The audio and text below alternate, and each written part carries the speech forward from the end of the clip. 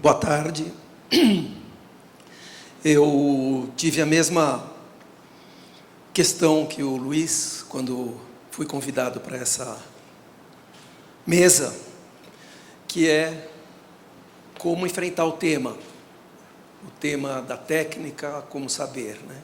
Então, fiquei pensando nesse assunto, fui rever todos os livros e pesquisar o Artigas novamente, e pensei o que eu falaria a respeito da técnica, né? Já foi falado bastante coisa.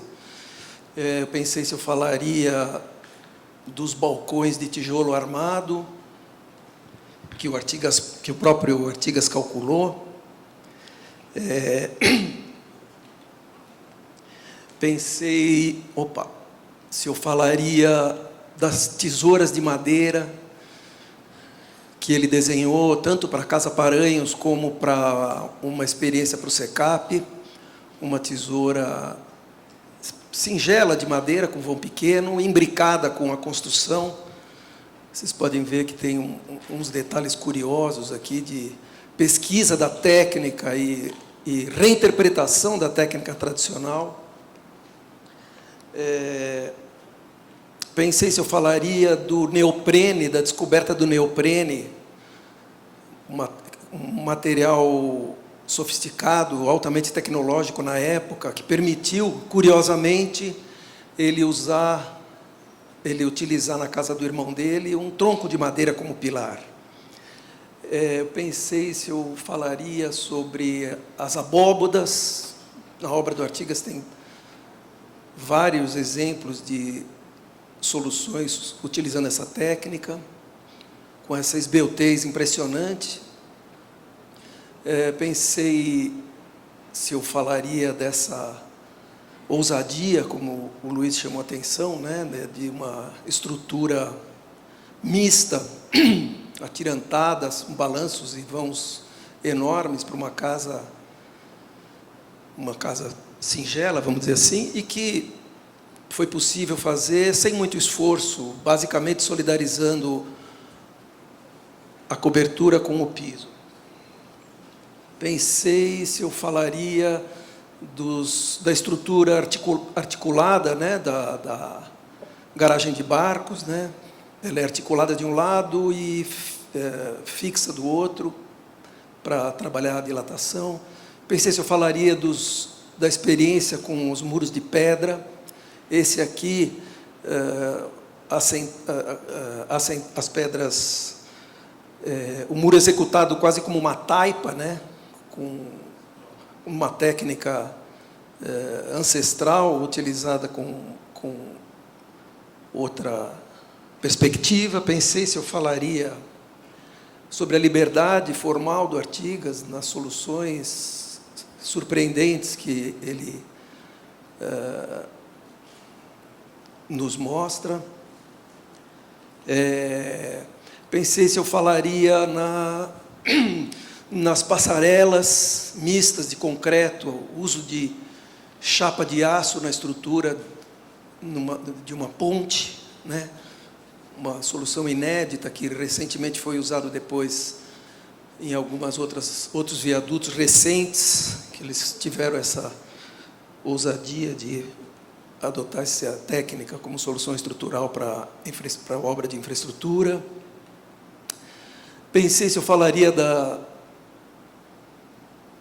coisas como essa, de uma passarela já com uma hierarquia de fluxos, a possibilidade de uma esteira rolante. Pensei se eu falaria novamente, né, essa questão da articulação da estrutura Pensei se eu falaria da janela ideal também, que tem essa história de que talvez tenha sido o Artigas que inventou. Isso é uma pesquisa a ser feita, né? Aqui ele faz uma reinterpretação, porque a janela ideal é fechada e ela cria um problema sério de infiltração de água, e para resolver isso ele simplesmente tirou os fechamentos, né, que em geral se usa no peitoril e na bandeira, criando esse jogo bonito de de cores. Pensei se eu falaria da topologia, que é uma técnica de interpretação e pensamento do espaço que o Artigas estava estudando num determinado período, e que a casa dele traz com muita ênfase essa questão, como um exemplo de uma regra da topologia, né? A topologia é um campo da matemática, que eu não vou saber explicar muito bem como é, mas ele desconsidera as dimensões. Então, por exemplo, uma esfera é igual a um cubo, que é igual a um paralelepípedo, e você, nesse caso, ela se revela ao ele retirar parte do espaço interno da casa e puxar para fora, sem que ele deixe de ser dentro. Só que ele passa a ser visto como se estivesse fora. Isso é um exemplo claro de uma abordagem que é claramente explicado com uma análise topológica. Precisaria fazer uns desenhos aqui, mas tudo bem. Pensei se eu falaria novamente da liberdade no uso de soluções que ele experimentava, estudava, verificava, como já foi chamada a atenção, a parede de concreto, como que é parede, é viga, permite esses balanços consideráveis, enfim, as passarelas atirantadas da imigrantes, que é uma técnica que ele usa com muita singeleza, sem aquela exacerbação infernal das pontes estaiadas que acomete o Brasil.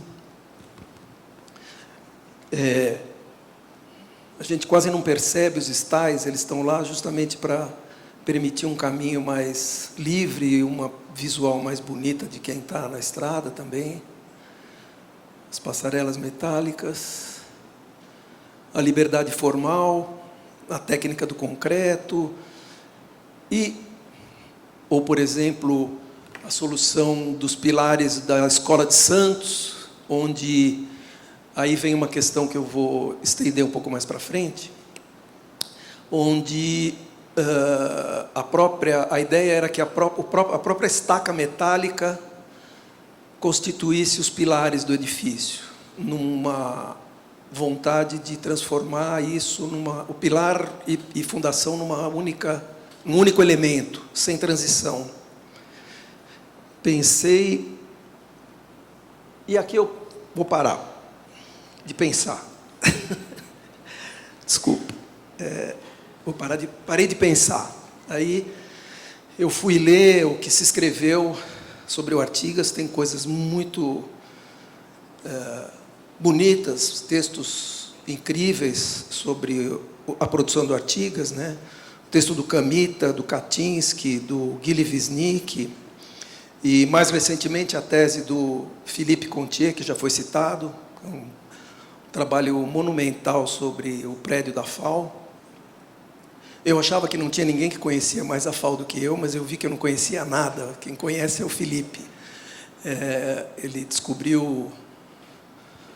fez uma pesquisa extensa e sistemática, descobriu como a FAO foi um campo de experimentação de um canteiro da cidade universitária, onde vários outros engenheiros trabalhavam e vinham desenvolvendo técnicas para o campus, por exemplo, o uso do epóxi, por exemplo, o plurigoma, né? São soluções que, na pesquisa do Felipe, a gente vê que estavam sendo experimentadas aqui na USP, e o Artigas trabalhando junto com o escritório, sob incorporar essas técnicas como solução aqui para a FAO. E aí eu apavorei. que eu vou falar? Apavorei, liguei para o Álvaro. Falei, Álvaro, socorro. Aí o Álvaro falou, ele nem percebeu que eu fui na casa dele conversar com ele. Não lembra. Mas eu fui lá e o Álvaro falou para mim duas coisas. Primeiro ele falou, começa pelo corte, uai. Que é o meu bordão, né, aqui na escola. E a segunda coisa que ele falou, fala o que você sabe. E eu falei, acho que eu vou fazer isso mesmo. E aí o que eu sei do Artigas? Eu vou dizer o seguinte, eu não tive um convívio pessoal com o professor Artigas. Eu vi ele uma ou duas vezes na FAO, porque ele, quando eu entrei na FAO em 1972, fazia 3 anos que ele tinha sido cassado, e quando eu saí, foi justamente o ano que ele voltou. E ao apavorar no meio desse processo de elaboração dessa mesa, eu fui ver o que é esse evento, e esse evento é uma homenagem. Eu decidi fazer uma homenagem porque eu sempre digo que eu sou o que eu sou como pessoa e como profissional por ter habitado esse edifício nos 8 anos da minha formação. Eu lembro que a primeira paura que eu passei com um evento desse tipo foi no meu 3º ano da FAO, onde teria um seminário. E esse seminário, eu era um dos apresentadores do seminário, e tinha um outro que era o Tabé, o Marco Antônio Tabé, um professor agora em Grenoble, se não me engano, em Paris. É um ótimo professor, grande educador, ele já veio fazer umas palestras aqui na FAO incríveis, mas a questão é a seguinte, o seminário era sobre o papel da arquitetura na sociedade. E a questão era se havia influência, se o arquiteto, com o seu trabalho, era capaz de ter uma ação social, política e influir na vida das pessoas. Essa era a questão. E foi o primeiro pavor que eu passei. O seminário foi um desastre, eu fui massacrado, porque eu não tinha o preparo teórico suficiente para enfrentar essa questão, que, do outro lado, havia toda uma sistematização teórica, um conhecimento profundo sobre o assunto. Mas passaram-se 40 anos e eu continuo sem a bagagem teórica para responder essa questão, mas eu respondo com a minha presença, eu respondo comigo mesmo.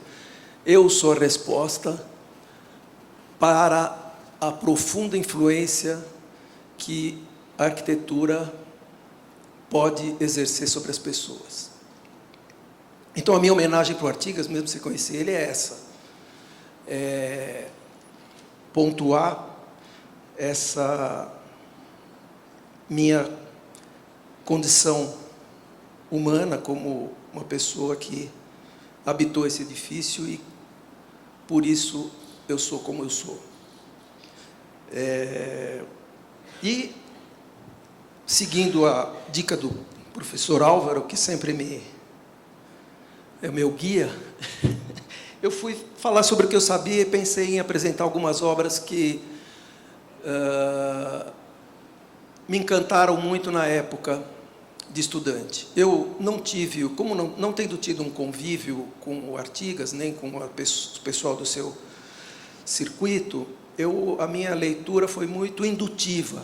Foi a partir das obras, conhecendo projetos que eram publicados aqui e ali, e fuçando, enfim. E eu vou comentar algumas delas.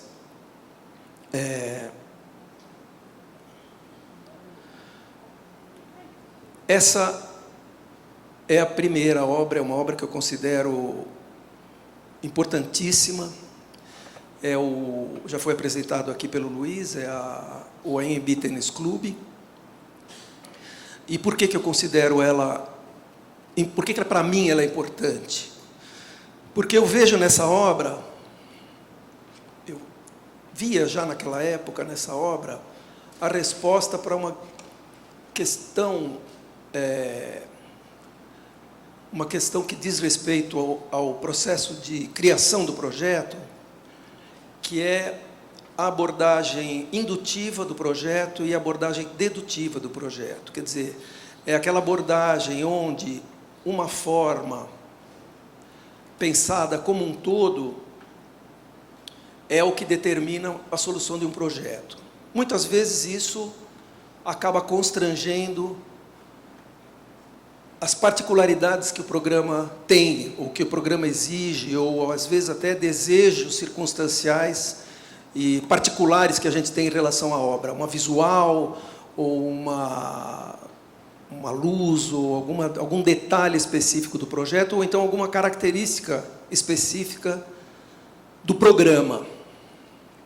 E, de outro lado, um processo indutivo, onde, a partir da análise profunda, detalhada e sistemática do programa, você chega no projeto, sem constrangimentos. Eu diria que o professor Guedes, ele representava bem essa última forma de pensamento do projeto, e o Oscar Niemeyer era outra forma mais dedutiva, que resolve as partes a partir de uma solução global para o todo. E esse projeto, para mim, mostrou que é possível uma relação dialética entre essas duas abordagens e se chegar a uma solução que contemple tanto as características específicas do projeto como uma solução formal, rigorosa e que considere o todo. Esse projeto, ele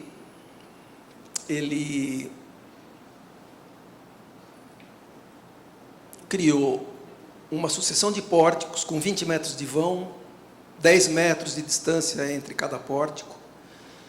E a partir disso ele criou uma ordem, uma sistemática de elementos construtivos com os quais ele consegue resolver cada situação particular do projeto, que é um clube. Isso que é interessante. O clube, ele justamente tem essa característica, são espaços muito diferenciados. A variedade de problemas que você tem que resolver é muito grande. Você tem vestiários fechados, você tem um restaurante que tem que ser aberto, você tem administração, você tem salão de festas, piscina, quer dizer, uma série de atividades muito diferentes e que, por isso, exigem soluções específicas. E esse projeto, com uma solução, ele resolve tudo isso. Esse é um corte onde o pórtico está sozinho. Ele é uma grande cobertura e resolve a quadra.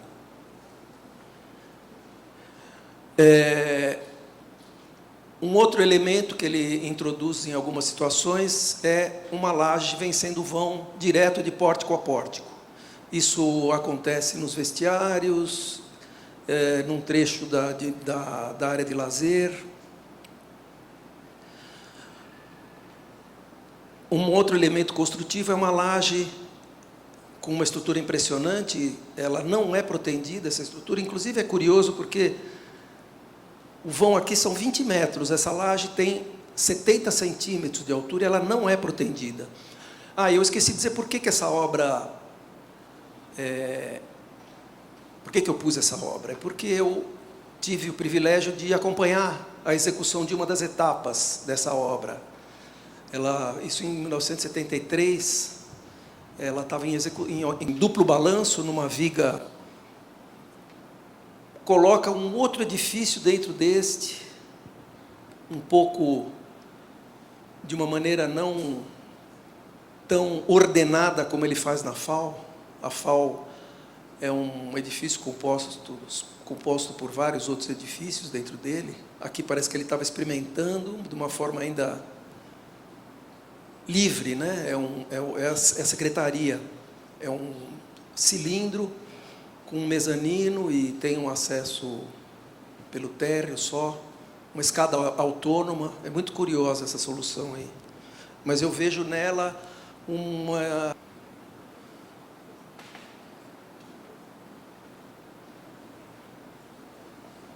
essa é uma seção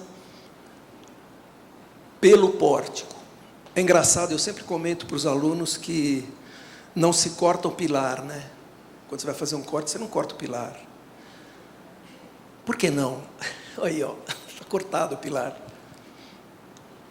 Numa hora que você tem uma solução como essa, esse corte é necessário. Bom, e essa casinha que o Álvaro já comentou, a casa Chapsky, Alice Brill, né? Não é? Ela era fotógrafa, tem um laboratório de fotografia nessa casa, e ela me intrigou demais. E por que ela está aqui? Porque a gente tinha um grupo de estudantes, que a Leninha fazia parte, que nós íamos visitar obras nos fins de semana. E depois de várias visitas, a gente teve a ideia de fazer um pequeno caderno na Xerox, onde a gente selecionou várias casas para pensar a seguinte questão. Uma delas o Álvaro já citou, é a introdução do espaço de trabalho dentro da casa. Quer dizer, como cada arquiteto resolvia essa questão, né, da necessidade do espaço de trabalho dentro da casa. O Artigas faz um comentário muito bonito sobre a casa Baeta, que tem um escritório no meio nível, onde ele fala do escritório, ele fala que o escritório não precisa ser não precisa ter porta e parede para separar o escritório, ele precisa ter uma caracterização espacial que mostre que naquele lugar você está num outro lugar, um lugar que é um lugar de trabalho. Só isso. E essa casa tem essa questão, ela resolve com um mezanino, curiosamente é um mezanino de madeira. Isso mostra a liberdade do Artigas no uso da técnica, que é uma das questões que a gente está falando, né? E uma segunda questão que a gente também estava querendo discutir com essas casas, que é a relação do objeto com a natureza, onde existia na época, para nós, não existia, a única publicação de arquitetura que existia era a Acrópole, e não havia obras de arquitetos publicadas aqui no Brasil, enfim, a gente tinha muito pouco acesso, era mais difícil, mas a gente selecionou várias casas e a questão era essa. A segunda questão era a seguinte, era a relação do objeto com a natureza, considerando uma postura mais corbusiana, onde o objeto se destaca do solo, e uma posição mais wrightiana, onde o objeto brota do solo. E, mais uma vez, o Artigas ignora, não sei se consciente ou inconscientemente, essa dualidade. Para ele, essa casa, para mim, revela que essa dualidade não existe, porque ao mesmo tempo, como o Álvaro comentou, que a rampa parece que faz o terreno se desdobrar na construção desse plano que faz a conformação da casa, aí eu fiz um pequeno desenho aqui que eu achei que fez falta. Esse aqui é o projeto da casa. A gente conhece esse corte aqui, mas eu fiz esse aqui. Porque esse é o corte, vamos dizer assim, que contempla essa continuidade do movimento do corpo, como o Álvaro chamou, do terreno para o objeto. E, ao mesmo tempo, se você faz um corte longitudinal, você percebe que a casa é solta, totalmente. Então, na transversal, ela é wrightiana, no longitudinal, ela é corbusiana. Aqui é o mezanino de madeira, tem um meio nível da sala de almoço. Essa casa é maravilhosa, eu acho.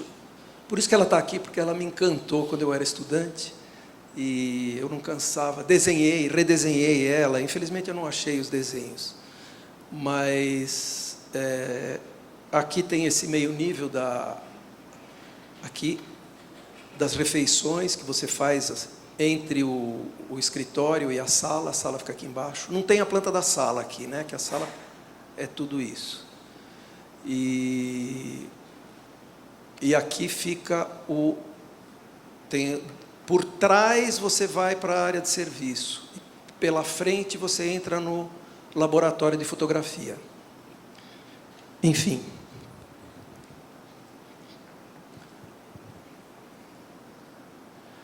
Esse é um outro projeto que eu considero magnífico.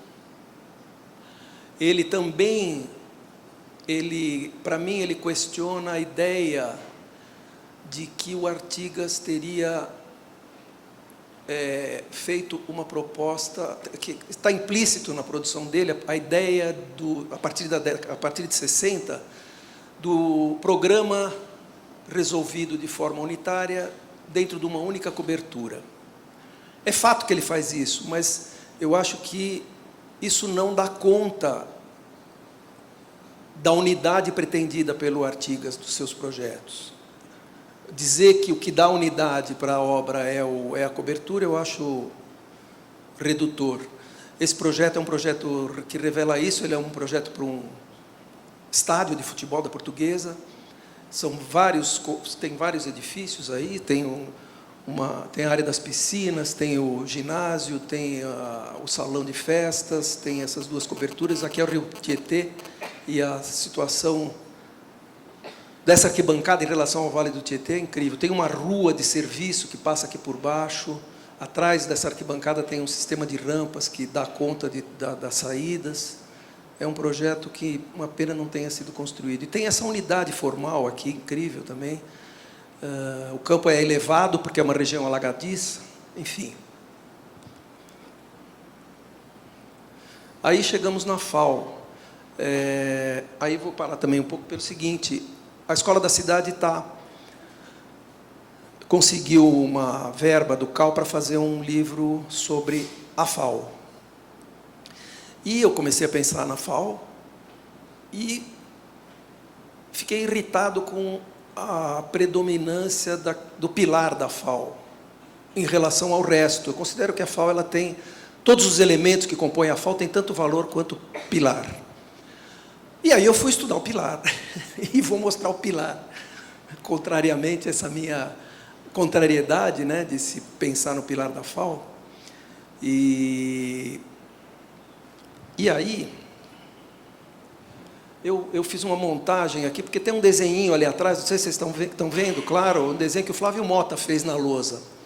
Eu ia refazer esse desenho, mas eu peguei duas fotografias e juntei aqui para ver o que ele estava dizendo.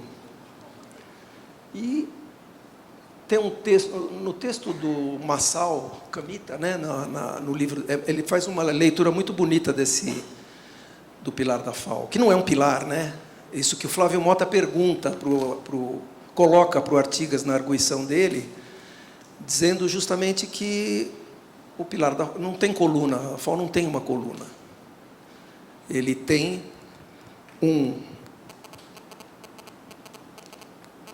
uma parede estrutural que chega no chão num ponto, no caso 14 pontos, né, como está desenhado ali.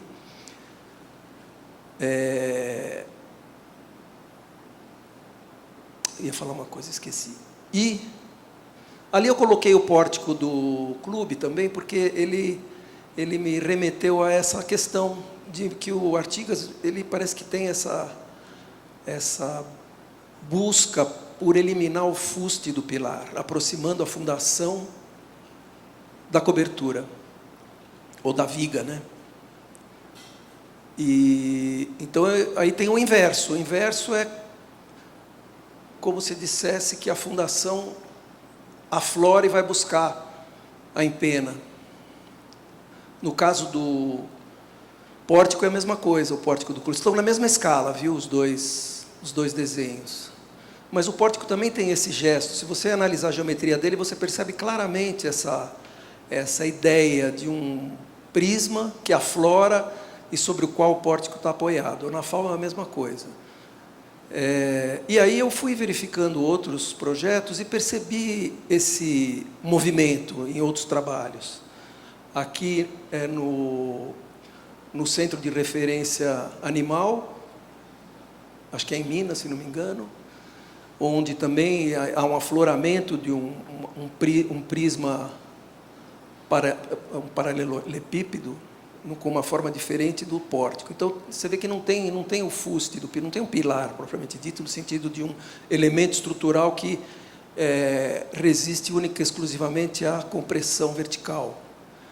Aqui é o quartel, você vê que é um pórtico diferente aqui, um pórtico interessante, que se eleva sobre o qual pousa a cobertura. Esse edifício tem uma captação de águas também muito engenhosa, que vem por dentro do pilar. Esse pilar ele abre e a água desce por aqui.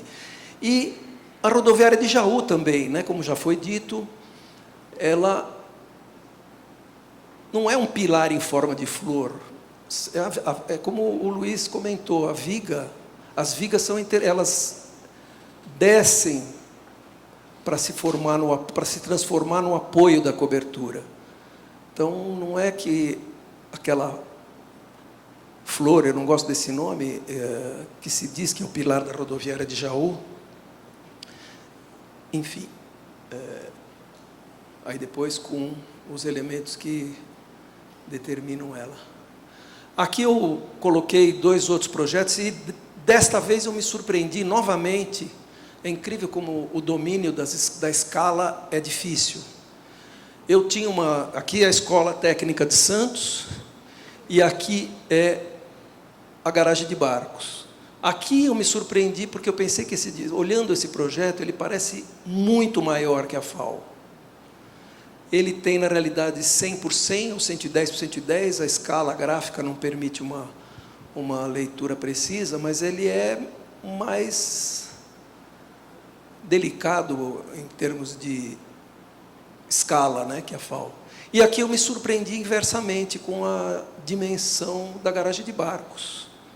Ela tem 70 metros de extensão e ela é rigorosamente modulada de 10 em 10, 10, 20, 30, 40. Aqui 30 metros de vão central, 10 metros de vão, 10 de balanço. Enfim.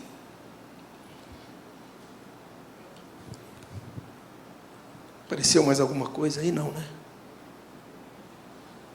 Acabou. E eu lembrei, nessa época, quando eu estava em contato com essas obras, eu fui visitar a casa do Mário Mazetti, do Paulo Mendes da Rocha, que tem uma operação semelhante. É um terreno bastante íngreme lá no Pacaembu, onde o projeto indica essa operação, né? Você escava os tubulões primeiro, tira a terra e põe a casa em cima. Quer dizer, não tem pilar também, é o tubulão que aflora. Eu acho isso muito interessante. Aqui a FAO sem as cores ali e tal. Essa é a escola de Jaú, que tem... a escola de Jaú tem também um pilar curioso. Essa aqui é a escola de Jaú, ó. Você vê também que existe um afloramento da base. E aqui tem uma coisa interessante, que esse prisma aqui é uma caixa de captação de água. Também tem essa busca pela expressão do caminho da água dentro do edifício. Premonitório isso, né? Saber por onde a água vai, ver a água indo. Esse pilar, ele é bem... Esse prédio é incrível, ele foi construído, a estrutura dele inteirinha estava pronta e foi demolido. Pouco tempo depois, ficou abandonada durante uns 3 ou 4 anos e depois foi demolido. São 3 escolas, numa escola só. No térreo é uma escola de ensino fundamental, ensino médio no pavimento superior, e aqui tem uma escola infantil com um pequeno pátio separado aqui. A mesma coisa, é um sistema de rampas com escadas, tem esse edifício também aqui dentro, isso aqui se configura como um prédio dentro do prédio, onde está a biblioteca, sobre o bar. Esse prédio também é muito interessante. E aí esse pilar, que eu, também desenhando ele, é que eu fui entender. Eu achava que ele inteiro era um afloramento da fundação, mas depois eu vi que não. Que na realidade esse afloramento é esse prisma interno aqui, ó. Isso é o que aflora e vem segurar o pilar da cobertura desse lado, com o neoprene, e a laje do pavimento, do primeiro pavimento, também com apoio de neoprene. Agora, isso aqui não é isso aqui é uma caixa de captação de água. Tem uma abertura de quase 1 metro aqui, ó, que tem uma pessoa para mostrar mais ou menos. É isso aqui, ó, a laje do primeiro pavimento e o pilar da cobertura, que é em forma de U, parecido com aquele que o Luiz mostrou naquele edifício. E a água sai por aqui, ó, aqui por trás. Interessante, né? Não canso de ver essas coisas. Aliás, nesse trabalho agora, redesenhando as coisas, eu fui descobrindo coisas novas. Eu tinha pensado, aqui é a FAO, né? Eu não sei quanto, já foi, né? 20 minutos. Eu vou parar, então. Já passou. Então, chega. Eu só ia falar sobre os equívocos que foram cometidos nesse prédio. Não? Então, tá bom. Tá bom. Tá bom. Então, eu vou acabar com esse PowerPoint aqui que eu roubei do Álvaro e dizer para ele 2 coisas, Álvaro. Precisa corrigir esse desenho aqui, ó. Aqui, a empena da FAO, ela está alinhada com o fundo da laje do estúdio. E ela aparece aqui, ó. Para mim, isso aqui é fundamental. A segunda coisa é que... Hein? Você não sabia mexer no cara? Outra coisa... isso é importante, tem a ver com o desenho do pilar. Esse pilar, se vocês repararem, ele tem uma inflexão aqui, ó. O afloramento da base, como eu gosto de chamar, e como o Flávio Mota chamou, ele tem um alinhamento diferente da continuidade dele dentro da parede, mas isso não acontece, não é assim. Deve ter sido em algum momento, mas não é mais. Você vê por esse desenho aqui, ó. Peraí. Isso é interessante, esse desenho é muito bonito. Aqui, ó. Isso, opa. Aqui. Aqui é alinhado. E esse alinhamento, ele termina exatamente neste ponto aqui. Se você juntar essas 2 faces da empena, né? A empena, inclusive, ele muda a forma, ela vem até o centro aqui, justamente para, na geometria, você, se não lê, eu acho que a gente sente que a empena vai até o chão. E a mesma coisa, o afloramento da base, porque essa empena que está desenhada aqui é a empena leste. A empena oeste termina exatamente nesse ponto aqui, ó. E uma coisa muito interessante que eu quero que vocês olhem no pilar depois, quando vocês saírem, que a lateral dele também termina num ponto. Tem uma diminuição sutil aqui, que eu acho muito bonita, que vem terminar nesse ponto aqui. E essa divisão é uma junta que coincide com... Aí a gente pode pensar por quê. E a FAO é toda cheia desses nexos, né, geométricos. Isso aqui é a cota do piso do museu e do bar, esse ponto aqui. Deixa eu ver aqui. Bom, aí então, Álvaro, precisa corrigir o desenho. Bom, é a malha de pilares da FAO, enfim. Aqui, olha, curiosamente, tem um pequeno pilar, viu, Álvaro? Retangular. É um pilar porque esse balanço é muito grande, ele é um balanço que existe aqui na laje da biblioteca e tal, mas aqui, como era subsolo, ele não teve dúvida, pôs um pilar aqui, ó, para não precisar fazer esse balanço tão grande. Porque é um balanço que segura 22 metros de vão, né? Esse que é o problema. Posso falar de um equívoco só? Não, a FAO é o seguinte... Acabou, né? Ai, desculpa, acabou. Pronto. Não, chega. Olha, aqui eu fiz um desenho só para mostrar os nexos de alinhamento. O próprio Felipe me mostrou alguns. A cobertura, o respaldo das divisões dos estúdios coincide com o piso das salas de aula. Esse peitoril aqui, que é o topo da parede do AI, a parede do AI, na relação dele com a laje do estúdio, forma um peitoril. O peitoril do museu coincide com a face inferior da viga da biblioteca e assim por diante. Aqui o alinhamento que eu falei. Os caixilhos também têm toda uma lógica na relação com o prédio. Acabou. Chega. Não, isso aqui, eu vou só falar desse equívoco aqui, ó. Esse caminhozinho ridículo que transforma o peristilo num beiral, num miserável beiral. Nunca o Artigas pensou em fazer essa calçada. A calçada original dele é esta aqui. Outro equívoco é essa escada virada para esse lado, que faz com que esse lugar aqui se transforme num fim de linha, coisa que não existe em nenhuma obra do Artigas. Aqui, ó. Aqui. A escada original era alinhada com essa rampa aqui, ó, e saía aqui, de forma que essa reentrância faz parte do caminho. Na hora que você põe a escada aqui, isso vira um fim de linha. Fora que se criou um novo acesso aqui para a FAO, uma praça, que eu chamo a Praça da Segregação, porque o projeto da FAO ele foi claramente pensado para ter uma única entrada onde as pessoas todas se encontram, marcam os seus apontamentos, tem um banco que organiza esse espaço.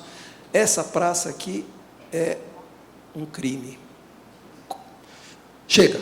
Obrigado, pessoal.